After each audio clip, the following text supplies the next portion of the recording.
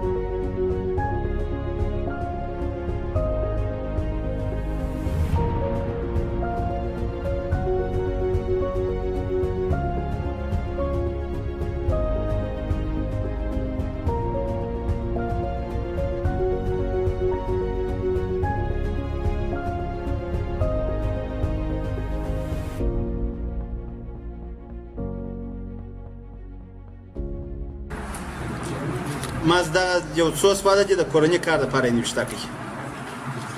دا جملې زه نوشته کومه د دې نیګیشن به ولیکئ یا نیګیشن ډول به ولیکئ په دې کې کومه جمله زه واړوم پنځمه جمله که چیرې غواړو چې پنځمه جمله یې واړوو په دې ځای کې نوشته کومه اول په دې ځای کې ډیر اگزیست راکول شوی دی د ډیر اگزیست پر ځای باندې زه نوشته کوم چې فار آل ایکس او P of X شاف negation P of X or Q of X په دې خاطر باندې دلته په دې ځای کې negation ورکول شوی دی نو زه negation د منځه وړم یا مثلا غواړي چې دغه جمله for all X